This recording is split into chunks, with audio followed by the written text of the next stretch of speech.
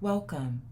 This is your 2025-2026 Faculty Clinic Guidance and Service, presented to you by the KISD Nursing and Health Services. For this presentation, we'll discuss care in the classroom, when to send students to the clinic, and clinic documentation procedures. The school clinic staff provides various specialized healthcare services to better assist every student who attends our school. Some of those services include health appraisals for new enrollees, vision screening, hearing screening, and spinal screenings, health reviews for sports physicals, serving as a disaster and safety teams, and assisting families with medical referrals. Sometimes our campus clinics can have an overload of students who are visiting the clinic. With the list of responsibilities that we just mentioned, we have concerns about the clinic visits becoming overwhelming, preventing us from devoting the time needed to care for students who by law require our attention. These students include diabetics, medication administration, and medical procedures like catheterization. When the clinic is busy with office visits, the risk for error increases tremendously. Our goal is to have students in class. On average, some clinics are seeing between 40 and 70 students a day. It is important to remember we have procedures and policy that we must uphold and follow. We are also not a medical clinic. We only provide basic first aid. An example would be when a child has a stomach ache, we would take a temperature, and if no fever is present, we will offer the student water, offer them the restroom, and rest. After a couple of minutes, they will return to class. If they return with the same complaint, but with no new symptoms such as vomiting, parents are notified but are not sent home. What can you do from the class? There are many things that can be handled from the class before sending students to the clinic for assistance. Many students don't meet the criteria to be sent home, so they are sent back to class. Please follow the KISD Clinic Exclusion Guidelines, which lists all of the reasons that clinic staff will exclude your student. Every class has been supplied with a bag of Band-Aids and cleansing wipes, clinic passes, tooth containers, and additional supplies that may be needed in your classroom. For refills, please contact your clinic staff. Classroom first aid. The following are steps that can be taken before sending the student to the clinic. Minor scrapes and scratches. A Band-Aid can be applied after cleansing with the wipe. This is a very quick process that can many times be performed by the student themselves without the teacher having to perform this task. Minor scrape or cuts means no active bleeding, the blood has crusted, or the cut is not deep to where you can see the tissue below, and the scrape is no larger than a quarter. For a first complaint of stomach ache or a headache, or if the student is stating they are not feeling well or have a sore throat, please notify the student that these are quite common complaints and do not warrant a trip to the clinic.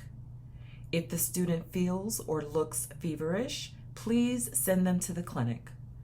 If the student does not seem feverish or look ill, please allow the student to use the restroom, drink water, or put their head down for a little bit. If the student continues to complain or gets worse after 45 minutes to an hour, allow the student to come to the clinic. Put the trash can nearby just in case. If the student has a minor toothache, please instruct the student to rinse their mouth out with water. If the student has an old injury, such as a hurt ankle or an old scab, if there is no swelling or redness, then there is nothing that can be done from the clinic. However, you can allow the student to rest during PE or recess, but if the complaint continues, please notify the parent. For anxiety, crying, or panic attacks, try calming, reassuring measures, but if the student is inconsolable, please contact a counselor.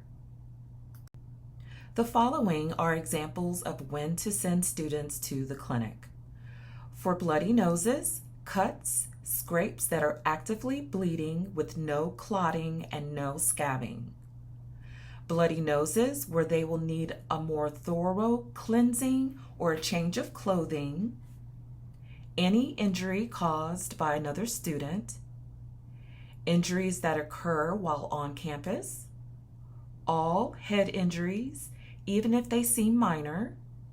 And please do not send head injury students alone to the clinic. And all abdominal injuries.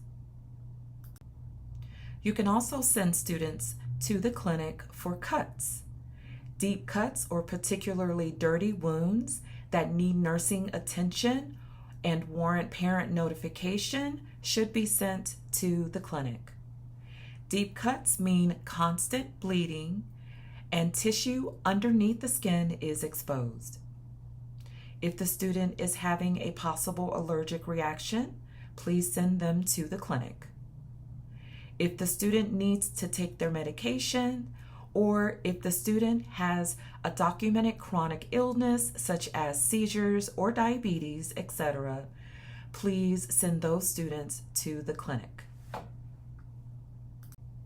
The following are reasons why the clinic staff would send a student home. Students who are ill but sent home when they have a fever over 100.0 degrees per Texas Administration Code 25, Rule 97.7 and Rule 97.1.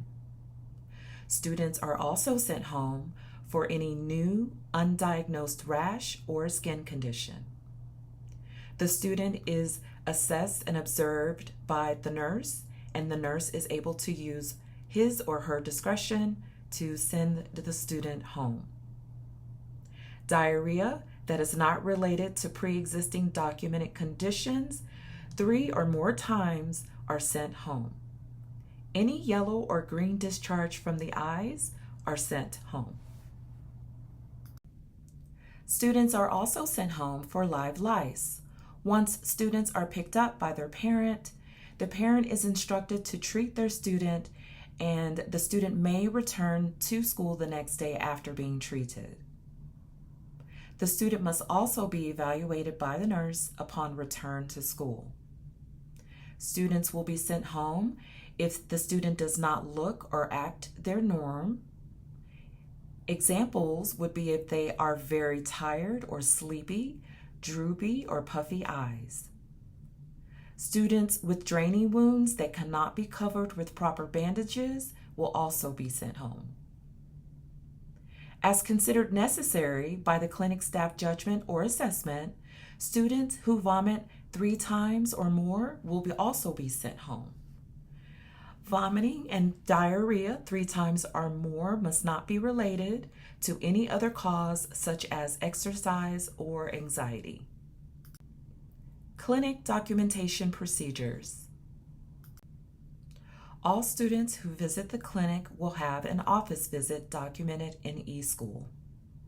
All students who need to go to the school clinic will still require a pass. Student office visits will no longer be permanently documented on paper. Daily office visits will be permanently documented in eSchool. Clinic staff will no longer save paper documentation. When a student has been seen and is deemed well enough to return to class, the student will be sent with a return pass, which may not be the clinic pass. Parents will also be notified via phone and/or email, depending on the severity. In summary, we recognize that the students may become ill or injured while at school. We all will work together to provide care for students to give them the optimum outcome of their educational journey. Please refer to the algorithms and the KISD clinic guidelines. If you have any questions or concerns, please contact your school campus clinic staff. Thank you.